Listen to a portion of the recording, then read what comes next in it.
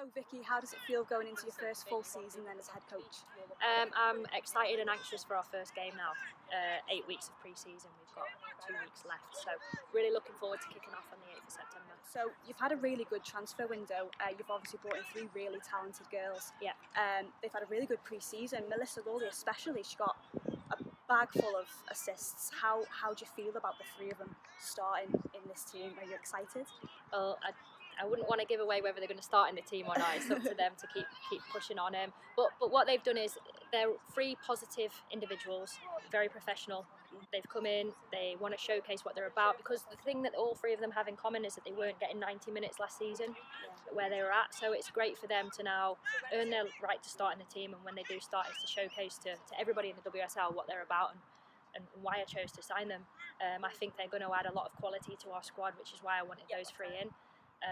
And they strengthen all 3 units from defence, midfield to the final third. And yes, Becky's got a lot of pace.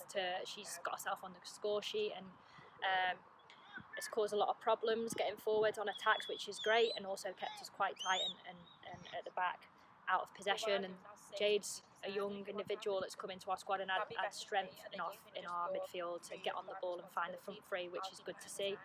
And then Mel Lawley has come and done what she does best, is dominate full-backs and get crosses into the box. So she's added a lot in terms of assists in our game so far this season, this pre-season. So I'm looking forward to seeing them in action in the WSL alongside the rest of the squad. How does it feel having really big players coming back from injury like Neve Charles and Jess Clark? Is it good to finally have them fit again?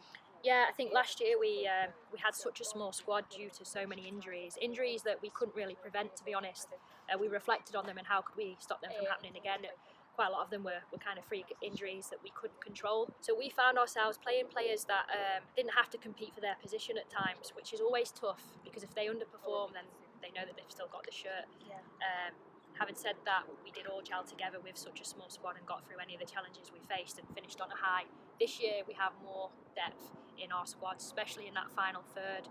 We've seen Ash Hodgson get goals in pre-season. Rinzola's been on form as well and been consistent. Courtney's still scoring goals as usual.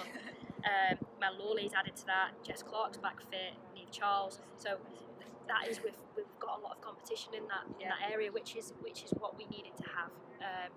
And obviously in midfield and defence as well, because I think last year we just had JP, Gemma Perfield and Roby playing as fullback, but we had no cover, so if one of them would have got injured, we were living on the edge last year. So we did a lot to get through that and managed people in sessions so that they were going to be fit for games. But those were some of the challenges we had to face. So this year in this transfer window, it's important that I strengthened each unit so that we weren't living on the edge and we had enough depth, and also had a lot of competition so that it was healthy for people to compete for spots. Yeah, well, you did really well to get through the back end of the season, because I think it really escalated your performances. I mean, I know Rinzola did amazing at the back end of the season, so you did well to kind of cling on, even though, like you said, you didn't really have much backup. So talk to me about Bo Kearns. She had a promising pre-season. Obviously, she started to be integrated more into the team last campaign. What can we expect from her this season?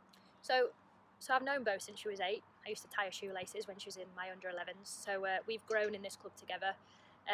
She knows that she has got to work really, really hard, because she's not a starting senior player yet.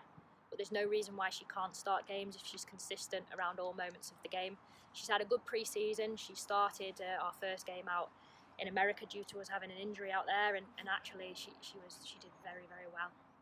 I was really proud of her, and I highlighted it in a team meeting that she's a typical Scouser that wears a heart on her sleeve and would literally die for the club because she loves Liverpool that much. Yeah. And you can see that in the way that she plays with determination, but there's still a lot of game craft that she needs to learn as a youth player. How do you feel, and how do you think the girls feel going into the first game of the season at home as well?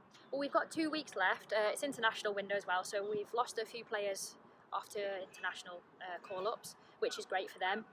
So we've just got to make sure now that we're in the right headspace. Everybody knows the game plan and their roles and responsibility.